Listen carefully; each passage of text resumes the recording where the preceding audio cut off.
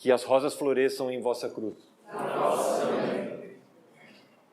Então vamos prosseguir nessa missão árdua que o Oswaldo sempre deixa na nossa mão, de descascar esse abacaxi, que é essa hierarquia tão fundamental e tão importante, que geralmente chega para a gente com uma densidade, um peso, mas um peso sem o qual nada seria possível. Essa é uma hierarquia realmente das mais maravilhosas para a gente compreender, especialmente a que ela se presta dentro do plano zodiacal. Porque existe talvez um equívoco de nossa parte em interpretar a que ela se presta. E nesse equivocar-se, a gente acaba ficando preso às demandas daquele que se atrasou e que realmente, indiscutivelmente, um olhar na sociedade como ela se encontra vai permitir uma clareza da compreensão. E perderemos, no final, aquilo de mais maravilhoso, que é utilizá-la da forma adequada. O próximo. Então aqui, ó, a ciência divina da astrologia, a ciência divina da astrologia. A astrologia não é uma pseudociência, ela é uma ciência de outra natureza, ela é uma ciência divina. É uma ciência que tem uma outra qualidade.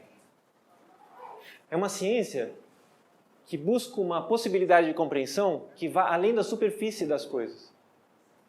A superfície é fundamental, porque hoje nós nos reconhecemos pela nossa superficialidade.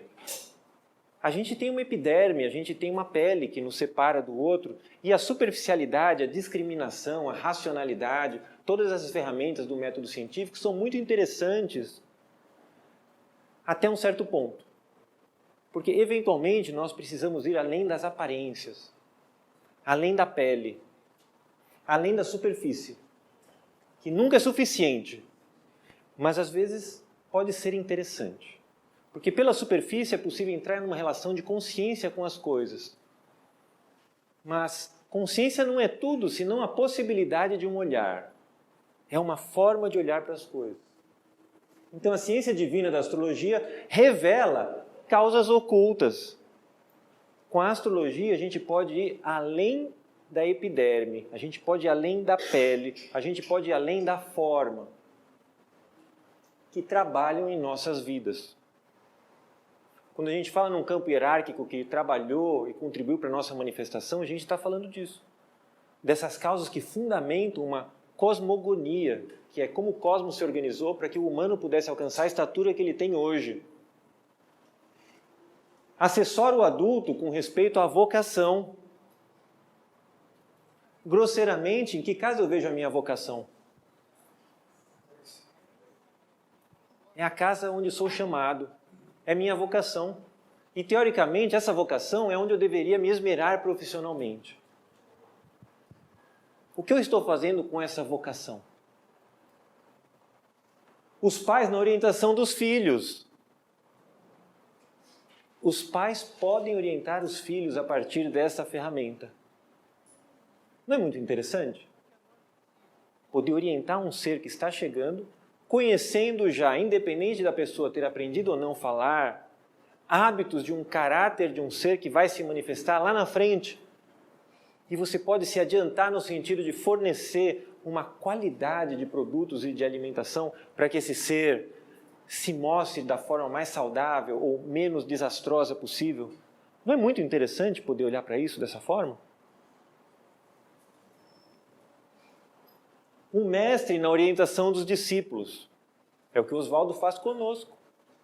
Nos orienta a partir de toda essa dinâmica astrológica e nós, como aprendizes, vamos construindo um olhar para como nos mover dentro de todo esse modelo astrológico, para minimamente nos adequarmos à vida e para que ela se adeque a nós. Mas principalmente para que a gente não seja possuído por ela. E nem caiamos na tentação de querer possuí-la, mas compreender que a vida é um fluxo. E nesse fluxo, a gente se realiza. E daí o desafio de Touro, porque ele tem relação íntima com esse fluxo. Um médico no diagnóstico das enfermidades. Porque a gente sabe, da tradição, que cada signo zodiacal está ligado a uma parte do corpo. Cada vez que a Lua transita por determinada casa, existe uma ativação dos temas daquela casa no nosso tema natal. Os nossos órgãos, eventualmente, em um trânsito da Lua, assim como as marés dos mares, também se comportam do ponto de vista sanguíneo de uma forma diversa quando a Lua passa por aquele signo que corresponde àquele órgão. Por exemplo, se a Lua está em Áries, teoricamente, para onde o sangue está, de alguma forma, caminhando com mais ênfase? Na cabeça. Isso que faz com que os antigos sugerissem que não se fizesse cirurgia quando a Lua estivesse sobre um determinado signo, porque, portanto, a chance de um sangramento estaria predisposta, estaria aumentada.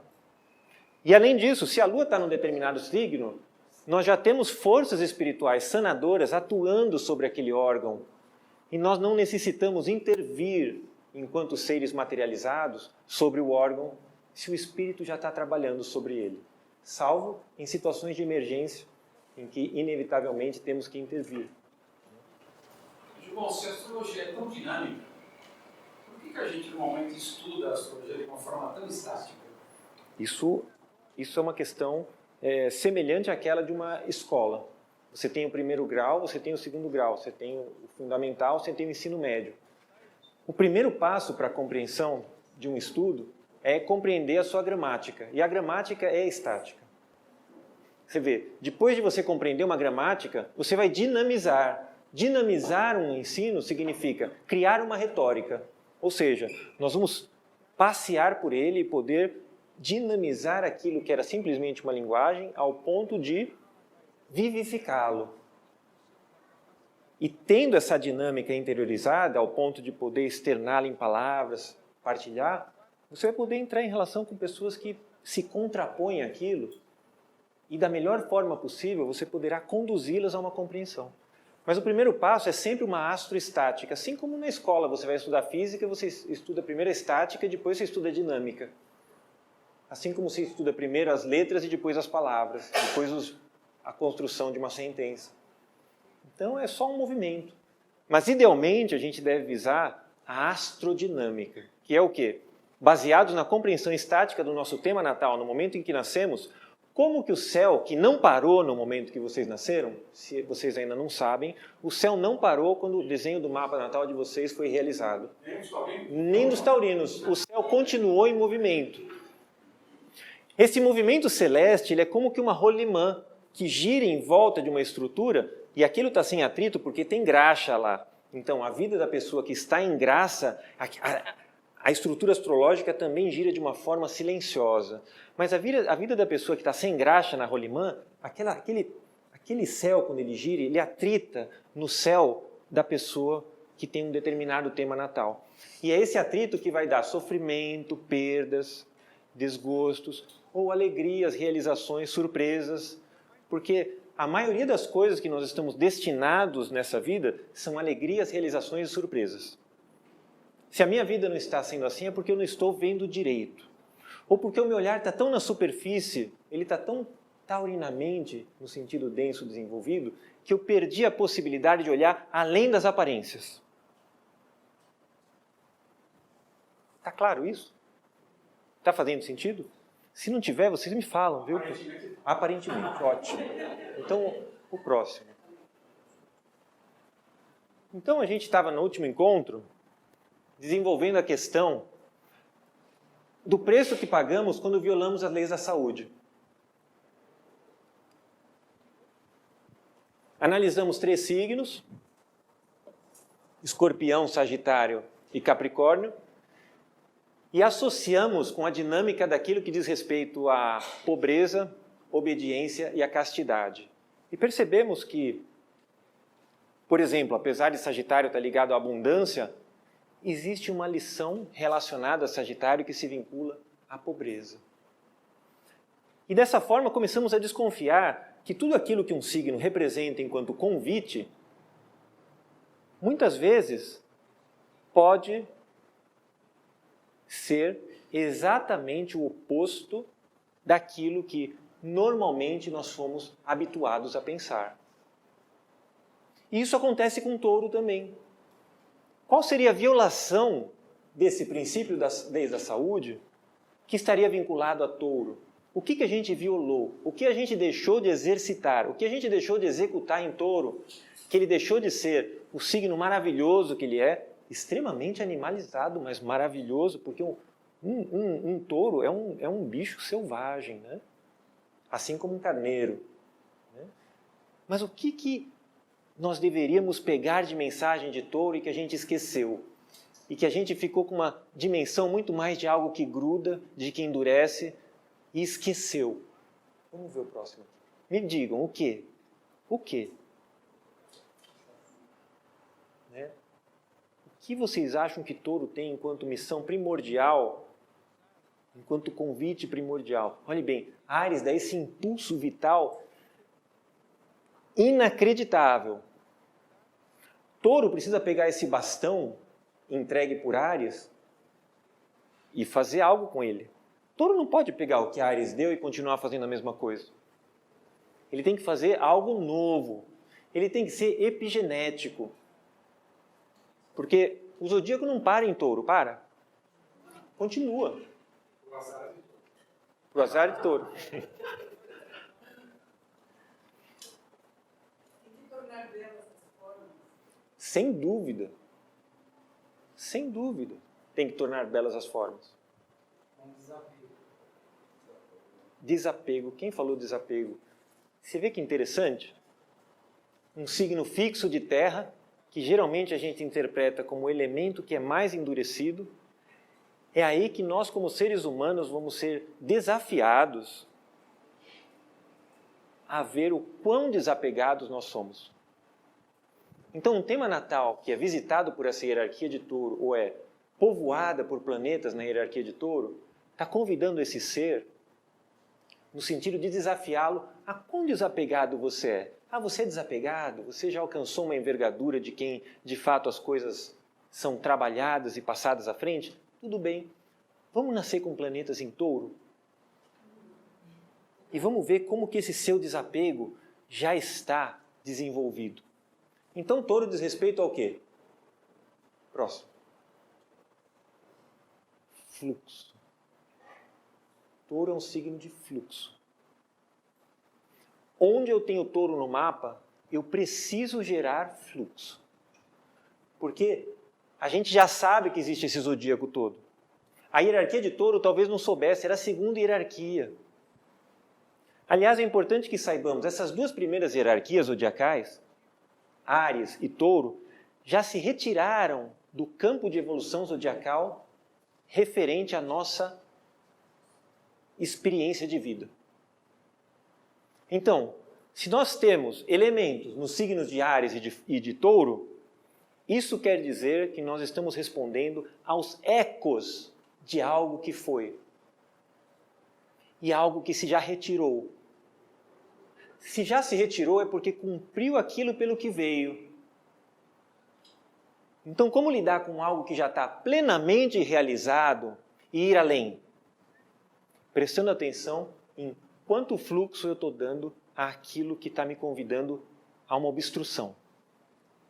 Eu tenho Saturno em Touro? Puxa, talvez eu tenha a experiência extrema do que seja a obstrução e o convite extremo a transcender essa obstrução.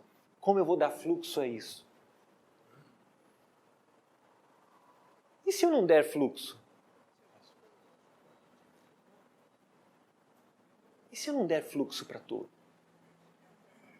Então a minha vida para, eu fico obstruído, eu não consigo ir além. Eu paro na superfície. Porque na medida que o impulso extremamente verticalizante de Áries desce e a experiência plenamente horizontalizante de Touro acontece, eu tenho a manifestação do inefável em uma superfície. E as coisas podem ser. Então Touro é um signo de superfície, de consciência de superfície, de consciência de forma. E, portanto, a arte se relaciona a ele. A gente poderia até ousadamente dizer que Touro é um signo de natureza cosmoética. Cosmoestética, me perdoem. porque cosmoética é muito mais a natureza de Libra do que a natureza de Touro. Cosmoestética. Cosmética. Cosmética, você percebe que a gente cai em Libra? Mas a cosmoestética, ela é algo além da cosmoética. Ela é um modo de fluir. E que a superfície apenas reconhecer, ela permite apenas reconhecer algo que profundamente se manifesta daquela forma. Então, ele é um signo de superfície. E a gente viu quando a gente fez uma associação ousada, ousadíssima, dos nervos cranianos com cada uma das hierarquias, que o segundo nervo estava ligado à visão, né? É o nervo óptico. E o que significa isso? Que se a gente associar Touro de novo, a gente vai vinculá-lo a uma superficialidade, a uma epiderme. Então observem até que ponto, onde vocês têm o signo de Touro, que vocês não agem ou atuam no mundo de forma superficial, ou excessivamente superficial. Observem que a superficialidade, a epiderme, ela não é algo fechado, ela tem poros. Nessa superficialidade epidérmica de Touro, eu preciso notar se aquela casa onde ele se localiza existe permeabilidade, existe fluxo. Se você tiver uma epiderme obstruída, se você for um paquiderme, uma derme grossa, impermeável, você tem um touro congesto. E junto com esse touro congesto, todos os temas daquela casa vão estar congestos também no seu tema natal. Imagine que for o ascendente. Quer dizer que todo taurino pode reencarnar como rinoceronte. Tudo é possível, Oswaldo. Deus é um brincalhão. Deus é capaz de qualquer coisa. Essa questão de permitir a liberdade das coisas serem vai muito além do que a gente imagina. Tudo pode. Até o máximo se manifestar como o mínimo. Porque a forma como Jesus adentra esse plano é algo realmente inacreditável. Você vê que Buda tentou antes, mas mesmo tentando, ele teve que se encarnar num castelo, filho de rei. Você vê, o cara conseguiu nascer num estado de simplicidade tal, e você vê como essa simplicidade é fundamental para que algo aconteça. Então, tudo é possível. Tudo é possível. Agora, se a gente olhar bem para o zodíaco, e para alcançar essa dinâmica astrodinâmica que o Oswaldo nos convida, que é bem fundamental, vamos começar a fazer ligações dentro desse zodíaco para funcionalmente se apropriar do que ele pode dar para a gente. Como que o Sol fica aqui em Áries? O Sol se exalta em Áries, né? O Sol fica exaltado em Áries. Olha, no signo seguinte, como a Lua fica em Touro? Exaltado. Olha que interessante. Então, eu tenho um princípio solar exaltadíssimo, sigo funcionalmente. O que é funcionalmente? Quando um planeta que está ligado ao signo e que, portanto, rege, atua. Então, funcionalmente, primeiro eu tenho um Sol exaltadíssimo. Para que as coisas sejam, eu preciso de um princípio solar realizando. Nosso sistema solar só existe graças ao Sol. Então aqui, veja, a gente tem a Lua e o Sol aqui em Câncer e em Leão. Nós estamos aqui, antes daquilo que a gente conhece como Lua-Sol, conhecendo realidades em que o próprio Sol e a Lua, que vão ser dados em outro tempo, já se exaltavam, como se de alguma forma eles já residissem aqui. Um princípio que irradia e um princípio que reflete. Áries é um princípio que irradia, Touro é um princípio que reflete. Essa reflexão precisa ser límpida ao ponto de nós transmutarmos um espelho em lente. Minimamente é preciso que haja alguma permeabilidade na nossa taurinidade para que a materialidade não nos prenda. Porque a materialidade é muito tentadora. Então a gente tem que polir essa lente continuamente, porque com o tempo existe um depósito nas nossas epidermes que tendem a obstruí-la. Nós tendemos a envelhecer por obstruções, né? Mas olha no outro quadrante o que acontece. A Lua começa um quadrante aqui em Câncer, não é? Depois o Sol está aqui nesse outro quadrante. Então parece que cada começo de quadrante, o Sol e a Lua têm um comportamento, né? Lua em Câncer, Sol em Leão, sendo os regentes naturais. E é aqui na Lua em Câncer, que a gente entende a Lua como a base passiva da alma, que a gente recebe a possibilidade de uma relação de alma. É aqui no Sol em Leão, vinculado ao coração, que a gente recebe a possibilidade de uma experiência espiritual. Mas e no terceiro quadrante? Como que o Sol e a Lua se comportam nesses dois signos? Como que o Sol se sente em Libra? Dodói. Como? Dodói. Dodói. O Sol não está bem aqui. Vocês percebem o que eu quero mostrar para vocês? Percebam como a dinâmica criativa, zodiacal, ela vai aos poucos minando as forças ativas em detrimento cada vez de um maior desafio desse princípio solar e lunar se manifestarem. Ou seja, aqui o Sol não está bem. Ele não está legal em Libra.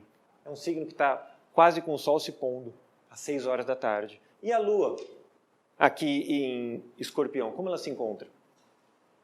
A Lua em Escorpião está bem? Não tá, ela está meio queda, né? Está fedorenta, né? Percebe que toda aquela força que inicia o zodíaco, ela vai perdendo dinamismo até chegar até a gente? Como é que está o Sol? Como é que está a Lua em Capricórnio? Aí que o negócio perdeu a força completamente. A Lua está quase sem força. Como é que está o Sol em Aquário?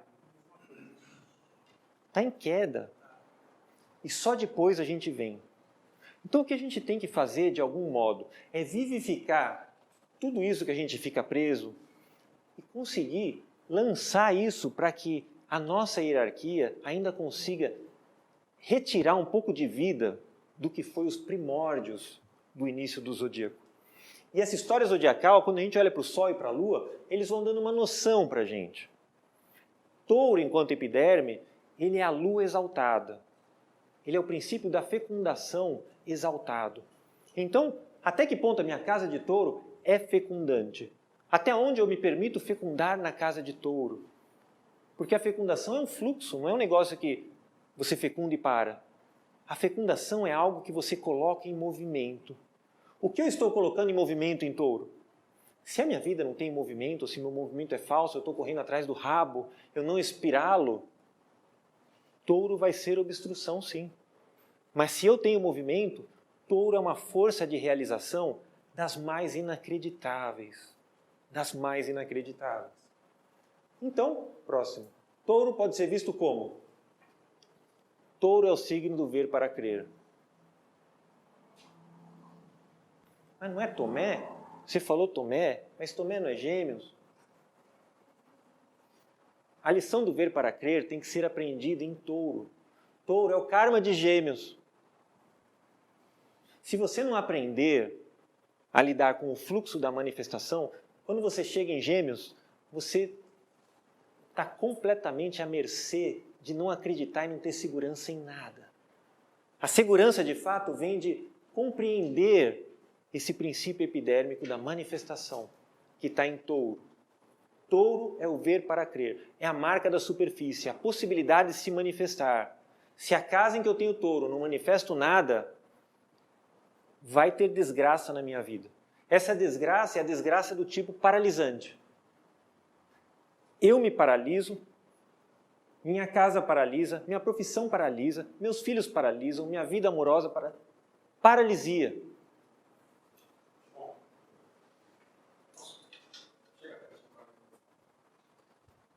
Esse lance do ver para crer é interessante na questão da natureza. Porque apesar de a gente não ver Deus, se você observa a natureza na sua epiderme e até na sua intraderme, é inegável que a natureza é uma face de Deus. Então você olha para a natureza, você está vendo Deus. Fica mais fácil você acreditar nisso. Sim. Se você souber ver essa epiderme. E eu deveria aprender a ver a Deus a partir de Touro. Porque se eu não fizer esse aprendizado, olha o que vai acontecer. Olha onde eu vou precisar, olha como eu vou poder entrar em relação com Ele. Eu vou precisar passar pela experiência da mortificação, que é muito mais trabalhosa do que a voluntariedade de disponibilizar esse fluxo.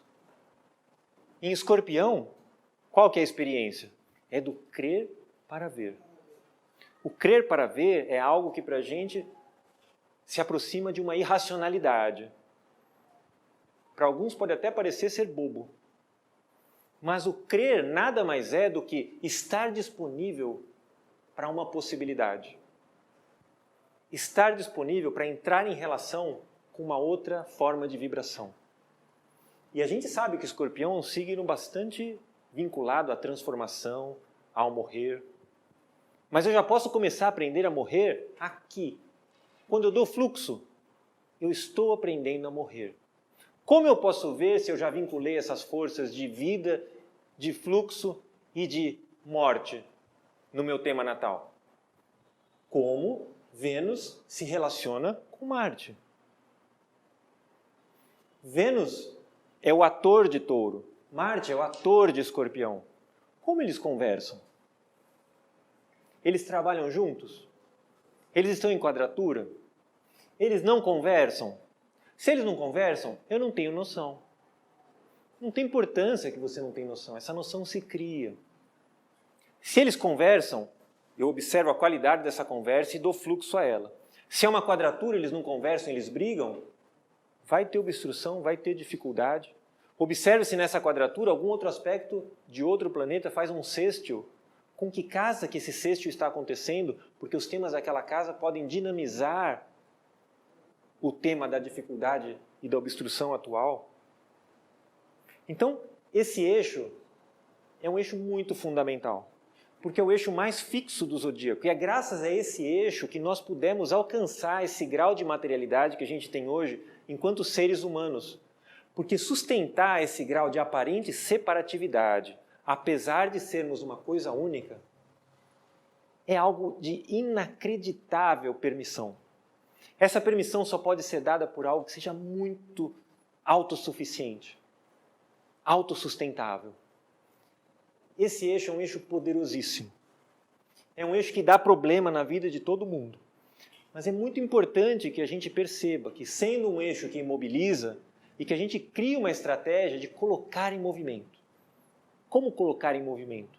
Estuda o planeta, estuda a casa e veja os assuntos daquela casa e o que você pode fazer em termos de antecipação. Não esperar que as coisas aconteçam. Porque às vezes quase que a gente é obrigado a esperar que as coisas aconteçam. Isso não é omitir-se às vezes, sabe? Isso é uma compreensão. Porque você vê, quando o mestre falece, e João corre com Pedro até o túmulo, apesar de estar lá, ele espera que o outro chegue. Né? Então esse esperar, às vezes, não é algo necessariamente pejorativo ou passivo.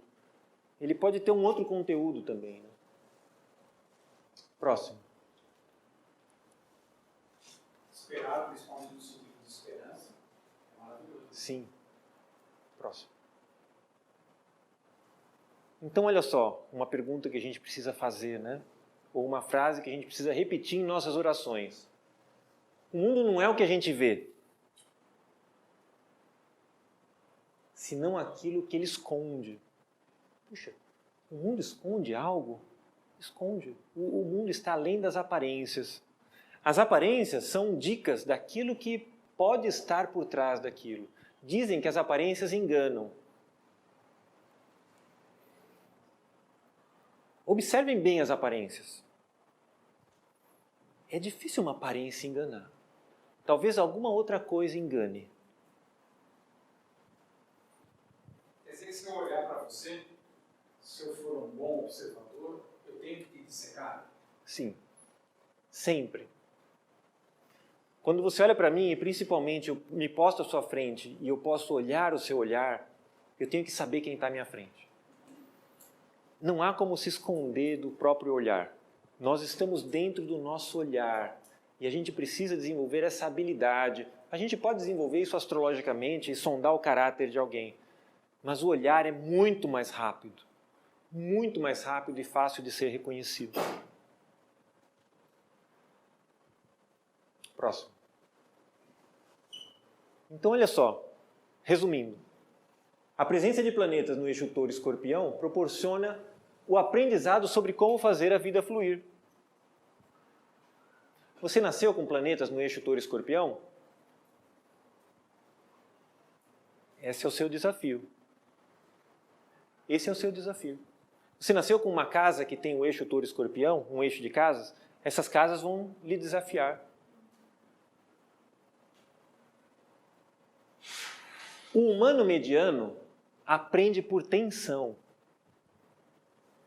Ele é esticado. Você vê que um elástico, quando você estica, a qualquer momento, ou ele pode quebrar, né, e voltar com toda a força. Qual seria a forma do humano avançado aprender? O humano mediano é o humano medíocre. Medíocre não é pejorativo, é o humano que está na média. Medíocre é o que está na média. Mediano. O humano avançado aprende como? Se o mediano aprende por tensão. Por tesão. Entendam, nós estamos contaminados por um erotismo que se horizontalizou pelos vícios que nós criamos com a hierarquia de Touro. Então, tesão se manifesta como algo que parece sexual. Não há nenhum problema com a sexualidade, se precisar ser também. Mas eu digo tesão no sentido de seu sinônimo, galhardia. Se eu dissesse galhardia, vocês compreenderiam? A galhardia é fundamental para aquele que está avançado no interesse de aprender mais. Essa galhardia é quase que um entusiasmo e uma curiosidade natural pela vida e que descarta totalmente a necessidade de uma tensão, de uma queda, de um raspão.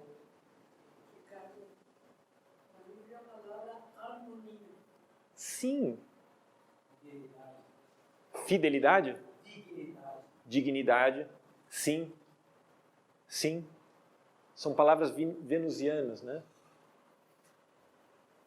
Aprende a fluir a partir da congestão, o mediano. Ele aprende a fluir quando ele está numa situação limite de sufoco e que ele precisa explodir. Ter planetas nesse eixo estimula um desejo quase irresistível em relação ao apego. É quase que irresistível. O apego é uma compensação? O apego é o ingrediente fundamental para que a matéria alcance o estado que ela alcançou em nós. O apego é aquilo mais desejável para que o humano pudesse ser o que ele é. Só que ele está tão longe da gente que esse apego vira carência na gente, e não um interesse pelo novo. O apego de Touro, para que ele seja ideal, ele é quase que um apego dinâmico. E na intimidade da matéria, você vê, ela não é um sólido morto, né? Tem vida, tem movimento. Esse movimento atômico no interior da matéria se relaciona muito mais à natureza de Touro do que essa terra parada que a gente vê. É que como a gente só vê a superfície, a gente perdeu a relação com essa vida no interior do próprio reino mineral, que de alguma forma, porcamente, a gente desenvolve na tentativa de pensar, quando a gente consegue sem ser pensado antes. Então Áries é verticalização pura, Touro é horizontalização pura. E Oswaldo falou bem, aqui é muito difícil a conversa entre um e outro. A solução vem depois. Depois do querer e do sentir, para criar qualquer possibilidade de união, vem o pensar. O que o pensar faz em termos do vertical e do horizontal? Diagonaliza. O que é diagonalizar? Diagonalizar. Mas você percebe o que é essa bissetriz? Porque Gêmeos geralmente está associado ao planeta Mercúrio e a gente fala de uma racionalidade. Mas o que é a diagonalização de duas estruturas? Quando você traça uma vertical, você traça uma horizontal, que é perpendicular. Obrigado. Vai estressar os meninos. Tem que estressar, não adianta. Quando eu penso num quadrado, e eu tenho a vertical, o seu lado vertical, que eu associo a Áries. E eu tenho um lado horizontal, que eu associo a Touro.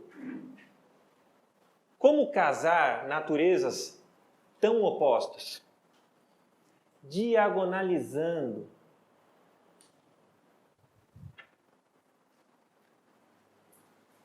Aí você formando dois triângulos. Calma. O pessoal ainda está chegando na diagonal. Áries é um signo. Touro é um signo. O que Pitágoras ensinou a gente, pelo amor de Deus? Pelo amor de Deus, David. Um aqui. Quanto vale essa diagonal? Raiz de 2. Mas raiz de 2 é um número racional? E por que Gêmeos está ligado à racionalidade? Porque ele convenceu a gente. Convencer Áries a conversar com o Touro é uma tarefa de uma extrema irracionalidade. E o exercício da irracionalidade só pode ser realizado por um Mercúrio geminiano. Porque quando o Mercúrio sai da natureza aérea e vai para a Virgem da natureza terrena, a irracionalidade que é permitida a Gêmeos deixa de ser permitida à Virgem. Ele fica discriminativo, ele fica um pentelho, ele não consegue transcender a possibilidade de algo que vá minimamente além da razão. Porque ele precisa de uma ordem, ele está impermeável à possibilidade de um saber transcendente. Essa impossibilidade de Virgem chegar a um saber transcendente diz respeito ao exercício não realizado em Touro. Porque Virgem vem depois de Touro. Eu preciso aprender a ser permeado em Touro para que a minha racionalidade raciocine minimamente com aquilo que esteja completamente além de pontos que eu consiga vincular.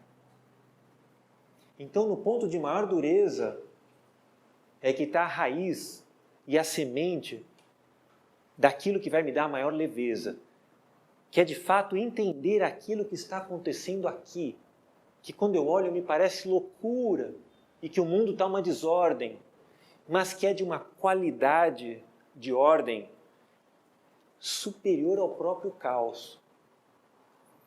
É uma qualidade de ordem onde apenas o amor pode se aproximar de alguma qualidade de compreensão. E Gêmeos, enquanto a possibilidade de pensar, ele faz isso mercurialmente. Por isso, no nosso tema natal, é tão fundamental Mercúrio. Mercúrio é o regente de Gêmeos, e o signo em que ele se encontra vai mostrar a flexibilidade do meu intelecto para que alguma coisa possa ser compreendida minimamente. E se Mercúrio está em Touro? Que desafio! Mercúrio é uma mente consciente, é uma mente racional. Antes de Mercúrio, o que valoriza a mente enquanto uma mente subconsciente é quem? A Lua. Lua é uma mente subconsciente, Mercúrio é uma mente consciente, racional. E a mente supraconsciente, quem é? Netuno. Então, no meu tema natal, como conversam Mercúrio, Lua e Netuno? Então, eu vou compreender um pouco de qual é a qualidade da minha compreensão dentro de algo tão aparentemente inconciliável, que é a forma como a humanidade se configura. Eu só olho o meu tema mental e percebo que o meu raciocínio ele oscila mais ou menos entre uma ostra e uma rocha. Né? Está tudo zoado. Mercúrio, minha lua, minha Netuno. Eu não posso confiar no que eu penso. Eu penso do avesso, errado, equivocado. Mas eu tenho que pensar para entender. O que eu faço, meu Deus? Precisamos de referências. Vai ter que ler O Príncipe do Maquiavel e vai descobrir num determinado capítulo que se você não é capaz de trilhar um caminho novo, você vai minimamente copiar o caminho daqueles que foram excelentes. Por isso que a gente lê, por isso que a gente aprende, por isso que algumas pessoas nos inspiram. Quem são os excelentes? São aqueles que não sofrem a corrosão do tempo. Todo saber que o tempo não corrói, ou seja, que o tempo permite. Saturno é o tempo. Saturno é o tempo que corrói. Quando Saturno se retira para que um conhecimento continue a ser independente da transformação pelo processo de renascimento, o conhecimento tem consistência. Então, quanto mais a gente puder, numa temporalidade, nos aproximarmos de referências que nos inspirem, porque o seu saber se sustentou temporalmente, melhor vai se afinando a nossa própria capacidade de raciocínio e de reflexão. Ou seja, empresta o cérebro de outros. Você entra em comunhão com. Porque o empréstimo é perigoso, principalmente na forma como você fala do capitalismo. Você falou que está condenado. Eu ainda tentei o César, porque a moeda tem o rosto de César, mas tudo bem. Então, essas pequenas diferenças são importantes no sentido de mover a dureza de touro. Porque touro é duro, é muito forte. Nós precisamos disponibilizar essa força no nosso movimento. E não usar essa força na forma de preguiça, de ruminação, de não perdão, de mágoa. Próximo.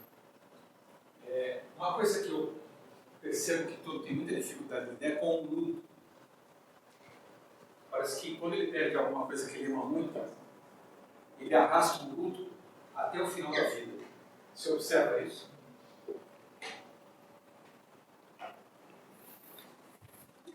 Você vê que o luto é uma coisa interessante, né? Porque o luto parece quase que uma forma de imobilização do verbo lutar. Então o luto ele pode ser uma estrutura imobilizante, mas ele pode ser uma estrutura que te move tremendamente, porque eu luto. Eu sei que você está falando por um luto parado. Mas, na verdade, como o touro é esse princípio de realização, ele tem que realizar, inclusive, aquilo que não é passivo de manifestação, e senão um retorno. Para entender o luto, ele precisa assumir de novo a relação com o fluxo. Tem que fluir.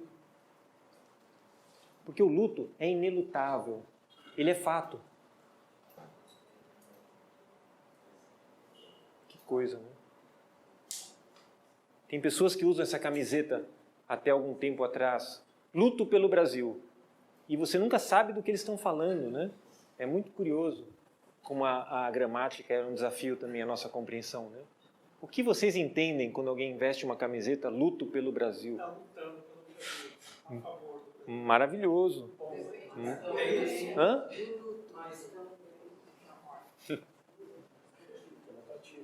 Próximo. Então, o desafio de termos alcançado essa forma é, de fato, compreender o que é o estado que nos encontramos de sermos co-criadores. Nós somos co-criadores. O que significa ser co-criador? Significa simplesmente que nós somos seres de que tipo? Seres umbilicais. Nós somos seres umbilicais. Nós devíamos nos envergonhar disso. Porque ser um mamífero também, a nossa umbilicalidade mostra o estado de refém que nós nos encontramos em relação a quem vai nos proporcionar entrar ou adentrar esse mundo. Nós precisamos de alguém para nos ajudar a entrar aqui. Nós não conseguimos entrar por nós mesmos. Por que uma pessoa é ensinada a ser co-criador? O que o aprendizado do co-criador porta no seu interior? Que semente?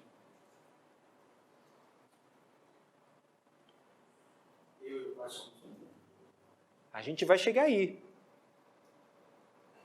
Mas quando eu sou um com o Pai, eu sou o Criador.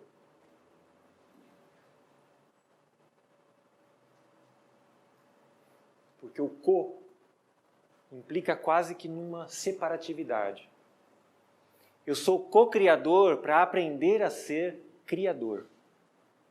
Nós estamos aprendendo a nos tornar seres criadores, a não carecer mais de um umbigo para manifestação, não precisar mais do pai e da mãe para que a manifestação aconteça. Não precisar mais do Áries e do Touro para que o princípio se materialize, mas ter o Marte e Vênus, o Áries e o Touro, integrado de forma plena dentro de mim.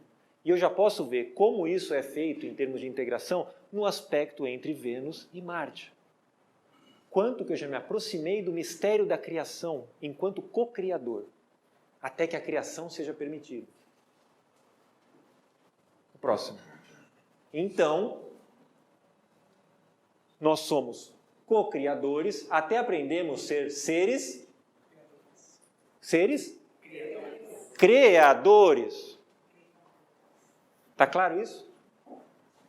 Ou parece que a gente está falando uma palavra errada? Criamos até que aprendamos a criar.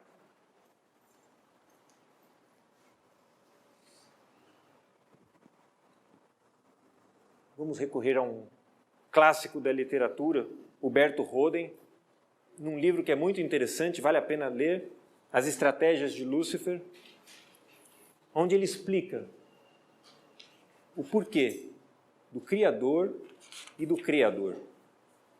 A substituição da palavra tradicional latina crear pelo neologismo moderno criar é aceitável em nível de cultura primária, porque favorece a alfabetização e dispensa esforço mental, mas não é aceitável em nível de pensamento de cultura superior, porque deturpa o pensamento. Criar é a manifestação da essência em forma de existência. Manifestação da essência em forma de existência. Criar é a transição de uma existência para outra existência. O poder infinito é o criador do universo. Um fazendeiro é criador de gado. Há entre os homens gênios criadores, embora talvez não sejam criadores. A conhecida lei de Lavoisier diz que na natureza nada se cria e nada se aniquila, tudo se transforma. Se grafarmos nada se cria, esta lei está certa, mas se escrevermos nada se cria, ela resulta totalmente falsa. Por isso preferimos a verdade e clareza do pensamento a quaisquer convenções acadêmicas. O estado que nós buscamos é o estado de criadores.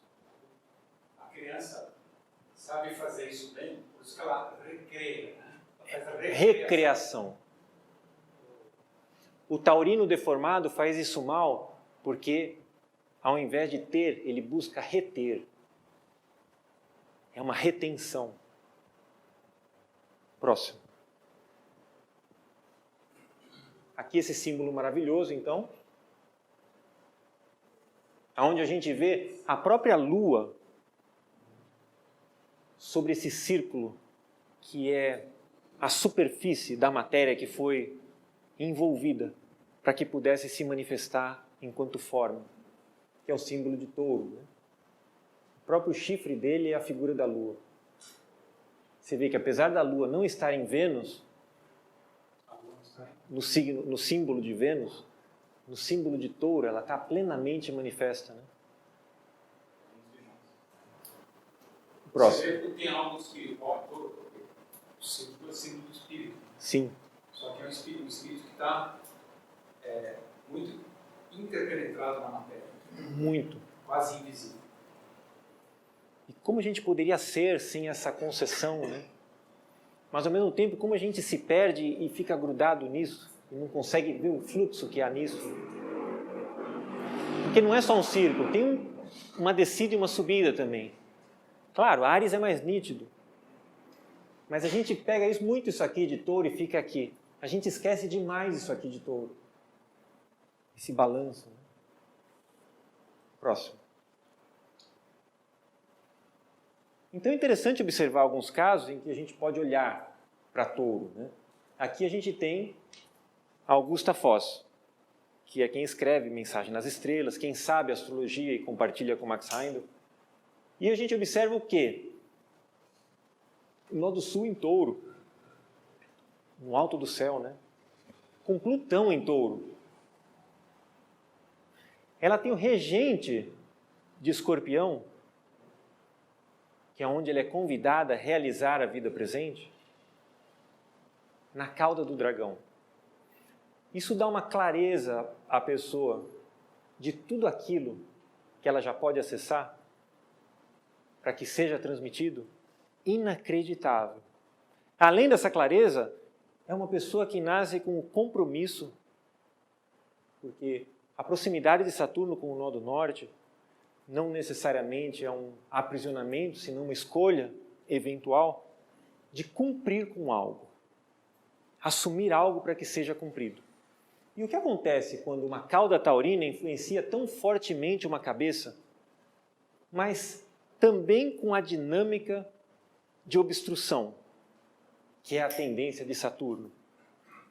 A gente sabe a obra que Augusta Voss fez e como ela acompanhou Max Heindel, mas o que esse Saturno em Escorpião, em conjunção com a cabeça do dragão, predispõe o ser que assim nasce? Quem aqui tem Saturno em Escorpião? 4 Saturnos em Escorpião. Ótimo. Saturno em Escorpião.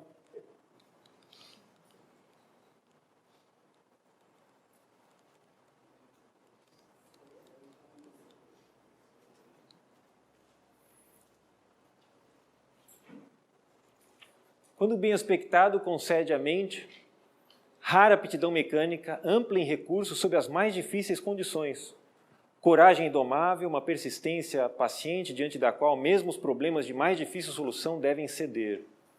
Daí, tais nativos constituírem-se nos engenheiros mais capacitados, sendo de valor inestimável em qualquer empreendimento pioneiro. Misturam o fogo de Marte com a previsão de Saturno. E são, portanto, invencíveis. Eles ganham por meio de heranças, por economia, comedimento, e seus lastros financeiros aumentam muito depois do casamento. Aumentou, Oswaldo? Boa saúde e longa vida são também indicados. Mas quando Saturno está aflito nesse signo, o cônjuge é pobre, lento, egoísta e exigente.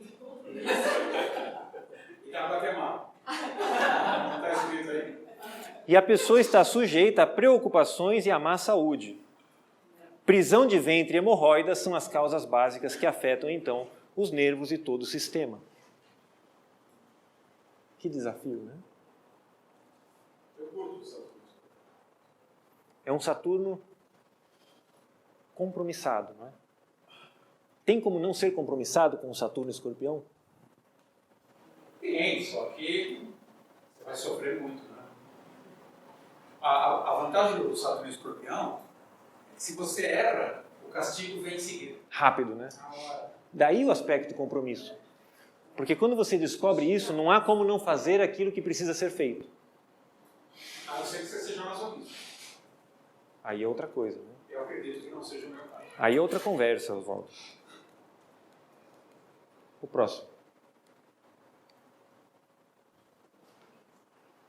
Próximo. Max Heindel, Plutão em Touro. Mas a única coisa que ele tem em Touro, ele veio com esse eixo solto, né? Uma Vênus em Gêmeos, ou seja, a própria dinâmica taurina, ele dinamizou com um campo de radiação geminiano, ou seja, ele colocou em movimento, de algum modo conseguiu fluir, né? Você imagine uma pessoa que tenha um planeta em Touro e o regente de Touro está num outro signo fixo. Que desafio! Fica muito mais trabalhoso. Esse muito mais trabalhoso é exatamente aquilo que a gente precisa para se mover, apesar daquilo tender a nos imobilizar. Que contradição, né? Que contradição. Próximo. Esse mapa, né? Marte em Touro. Que loucura, né? Nossa. Marte em Touro. Marte em Touro, como eu diria hoje, bom desafiador. É um desafio. Marte em Touro. E é um Marte que é muito desafiador no seguinte sentido, né? Porque ele pode estar em bom aspecto ou em mau aspecto. Vocês sabem o que é um Marte em Touro? Eu ia perguntar para o Alê Ele sabia o que eu ia perguntar, ele escapou aqui da gente. Mas ela sabe. O Martin Toro do Alê, é que o Martin Toro do Alê é um mapa de presidente, né? Ele é o presidente. Como o Alê é o presidente da fraternidade... Você já foi presidente também? Então, Martin Toro na Casa 10 é uma marca de presidente. Aqui a gente está vendo o mapa do nosso atual presidente, por acaso, né? Então vamos ver como que é esse Martin Toro e na Casa 10. Martin na Casa 10, porque o Alê tem Martin Toro na Casa 10. 9 para 10. Quando está bem aspectado, é um dos melhores sinais de sucesso na vida, pois aqui ele proporciona uma natureza ambiciosa, entusiasta, com inesgotável reserva de energia, de modo que não importa que obstáculos se anteponham no caminho, a pessoa alcança o topo com certeza. Dá uma natureza imperiosa e boa capacidade executiva, pelo que a pessoa é bem qualificada para dirigir negócios e comandar os outros. É compatível, né? Essas pessoas têm mais êxitos em posições e ocupações marcianas, em que o fogo, o ferro ou a ferramenta cortante são usadas de maneira habilidosa. Agora, quando Marte está aflito na Casa 10, proporciona a mesma energia e ambição dos bons aspectos, mas pode faltar discernimento ao nativo. E como ele se excederá, consequentemente incorrerá na inimizade de outras pessoas, as quais faloão cair e ficar descreditado na comunidade. Assim, sua vida será repleta de conflitos, lutas e infelicidades, até que aprenda a controlar-se, respeitar o direito dos outros e abandonar sua atitude autocrática e de autoafirmação. Esta posição também está sujeita a acidentes e difamação. É muito interessante, né? Isso é Marte na Casa 10, mas quando ele fica em Touro, isso se soma ao fato de, quando bem aspectado, é indicação de um casamento precoce. Demonstra boa capacidade de ganhar dinheiro e disposição livre e generosa com respeito a finanças. Proporciona uma força interior de natureza invencível, força que fará a pessoa alcançar seus objetivos, em virtude de uma determinação inquebrantável, uma persistência calma, que não admite fracasso. Mas compele em direção à meta que ele impôs a si própria, a despeito de todos os obstáculos. É também indicação de dinheiro por herança, mas Marte aflito em Touro, então produz uma natureza excessivamente teimosa, violenta e vingativa. Tais pessoas forjarão seu próprio caminho a despeito de razões, argumentos ou súplicas. E se alguém tenta impedi-las em seus propósitos, elas nunca esquecem. Também têm grande capacidade para ganhar dinheiro, mas esbanjam totalmente e tolamente. E assim sofrem às vezes dificuldades financeiras. Se recebem uma herança, mais provável é que a percam por problemas legais. Também é certo passarem por dificuldades domésticas. Então olha o potencial que Touro tem de colocar algo em movimento, e na mesma medida em que eu não movimento isso, aquilo se torna uma restrição, enquanto lembrança àquilo que eu não movi.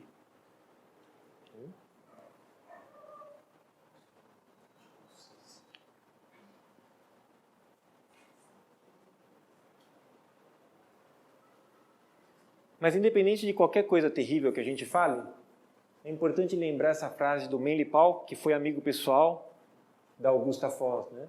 Não nos preocupemos sobre nossos equívocos passados. Porque preocupar-se alimenta demônios. Amedrontar-se alimenta demônios. Preocupar-se, amedrontar-se é paralisar-se. Plantemos, ao invés disso, boas sementes, com trabalhos construtivos. Fluxo, gerar fluxo. Obrigado, pessoal, e que as rosas floresçam em vossa cruz.